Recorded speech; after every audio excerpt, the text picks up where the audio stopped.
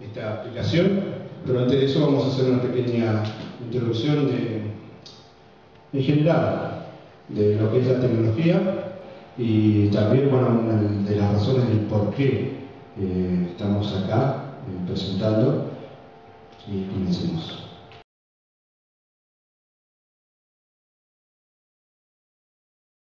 Opina el ministro de Bienestar Social.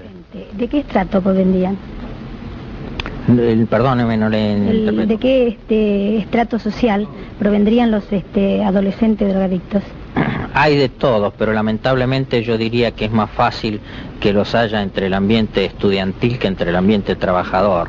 Normalmente el que trabaja está en procura de un ideal y demás. A veces el exceso de pensamiento puede motivar estas desviaciones. El exceso de pensamiento puede motivar estas desviaciones. El exceso de pensamiento puede motivar estas desviaciones. El exceso de pensamiento puede motivar estas desviaciones.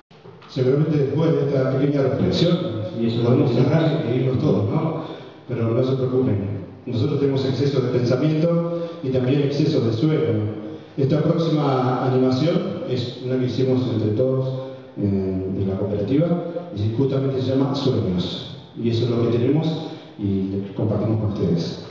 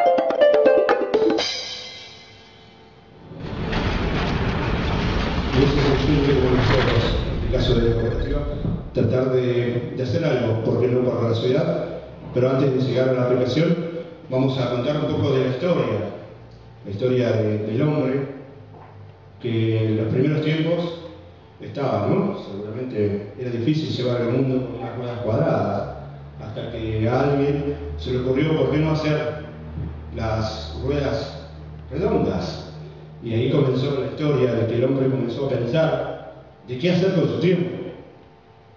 Un poco más en la historia, el hombre empezó a aprender a escribir y los libros lo hacía a mano. Después, un Don Gutenberg se les ocurrió hacer esta imprenta, y ya los libros eran en masa, y era mucho más práctico hacerlo y distribuirlo. Hasta que llegó la era de en este caso la computación, en aquellos inicios, esto es en 1960, esto fue hecho en el CONICET, en el Consejo Nacional de Investigación Científica y Técnica de la Argentina, en los años 60, en ese caso en 1961, una pequeña computadora que era bastante grandecita, ¿no? No tenía, en este caso, monitor, la lectura la hacían a través del papel, era la presentación que se hacía, y eso se hizo aquí en Argentina. Si comparamos con lo que sucede hoy en día, esto es la actualidad, ¿no? Tenemos una computadora que con respecto al precio que se tenía en aquel momento, una computadora actual sale unos 8.000 pesos. En aquel momento, esa computadora que venimos recién, que se llama Clementina, salió 36 millones de pesos, ¿no? Una diferencia espectacular. Esto tiene que ver con la evolución de la tecnología. Si vemos en la velocidad, bueno, aquella Clementina ahí iba a una super velocidad de 10 bits por segundo. Las actuales, en este caso va a una velocidad de 1600 bits por segundo. Esa es lo que ha cambiado. Y en peso, ni hablemos. La Clementina, la que vimos recién, pesaba 500 kilos, medía 18 metros y medio y tenía 5.000 lámparas. Las actuales pesan aproximadamente 2 kilos. Ni hablar en las cosas que se pueden hacer, ¿no? Y esto avanza, y el ser humano se comienza a comunicar. ¿Quién no habrá comunicado de esta forma, no? Y también, bueno, por ahí las cosas que se decían. Hoy la comunicación sigue siendo casi la misma. El problema yo creo que es lo que se dice, ¿o no? Después tenemos ya en la actualidad, en el año 2002, se presenta la ley del software, 2002, perdón, se presenta en el 2003, se aprueba y se declara el software como una industria, en este caso una industria. ¿Qué tiene que ver esto? ¿Cuál es la diferencia con cualquier otro elemento? Que el software, al ser una industria, tiene la posibilidad de acceder a créditos, subsidios y todo tipo de ayudas económicas que hacen posible el seguir invirtiendo, ¿no? En el año 2004 se comienza con el desarrollo del software hasta el 2007, tras un planeamiento. En el 2011 se realiza el planeamiento, en este caso, para el 2022 y se estima en aquel momento llegar a 62.000 millones de pesos. En la actualidad, en videojuegos, por ejemplo, se exporta al mundo unos 35 millones de dólares, unos 300 millones de pesos, tiene unos 100.000 empleados y el software en general exporta 7.800.000 pesos hoy. Se prevé tener 62.000 dentro de un par de años. ¿Esto qué tiene que ver con la Argentina? Bueno, ahí vamos los que nos están interesando a nosotros. En la actualidad, la Argentina invirtió 8.000 millones en el Plan Nacional de Comunicaciones. Esto tiene que ver con diferentes planeamientos. Se hicieron 300 kilómetros de fibra óptica, se instalaron 174 núcleos de acceso al conocimiento, estos se llaman NAC, que dieron la posibilidad, ¿no?, de crear 500 nuevos puestos de trabajo. Pudieron asistir a estos NAC 89.000 personas, 40.000 personas pudieron ir a un microcine, porque también está integrado estos NAC. También, bueno, se conectó más de 2.000 escuelas rurales, se realizó el Plan Nacional de Cibersalud. También el ARSAT 1, esto fue el año pasado, que se invirtieron 270 millones de dólares. Esto tiene que ver con el desarrollo, que también está en la provincia de Entre Ríos, ya que en la actualidad se han hecho 1.768 kilómetros y esto sumado a los 1.000 van a llegar a 2.800 kilómetros de fibra óptica, esto llegando a 150 ciudades y pueblos de la provincia de Entre Ríos. Y ahora sí, nosotros, teniendo toda esta información, teniendo toda esta posibilidad de que tenga la puerta de nuestra ciudad, tenemos la fibra óptica, podemos tener acceso también a lo que es la tecnología a través del satélite, y esto nos da la posibilidad de generar empleo. Ustedes dicen, ¿cómo? Antes de eso vamos a una pequeña evaluación de la demografía calense. Esto tiene que ver también con un estudio. Si sacamos una fotografía en el día de hoy, tenemos esto, ¿no? Que la edad, en la actualidad, hoy, va desde el nacimiento hasta los 18 años, tendríamos hasta aquí, ¿no? Después, de 18 años hasta los 50, tendríamos aquí. ¿Esto por qué? Esto se debe a que la mayoría de los chicos se van a estudiar y cuando vuelven, ya vuelven, digamos, como para sus últimos días de vida. Y este es por ahí uno de los inconvenientes que tenemos en la ciudad de Rosario del Tala. Esto tiene que ver con el Producto Bruto Interno, es decir, el por qué muchas veces, y la pregunta si la ciudad de Rosario del Tala crece. ¿Crece? Acá tenemos en cuenta que todo este ingreso que vemos, es todos los días exactamente, todos los meses, exactamente igual. ¿Por qué? Porque Rosario del Tala es una ciudad estatal, por lo tanto ingresa la misma cantidad de dinero todos los meses, como vemos, jubilados, salud, municipio, y la única parte que la más chiquita es los privados. Esto tiene que ver también con el desarrollo de nuestra ciudad, y aquí planteamos una forma de entender qué pasa con el dinero, en este caso líquido, que sale de aquí e ingresa a un lugar. En este caso estos serían dos negocios. Cualquier negocio que exista en la ciudad de Rosario del Tala.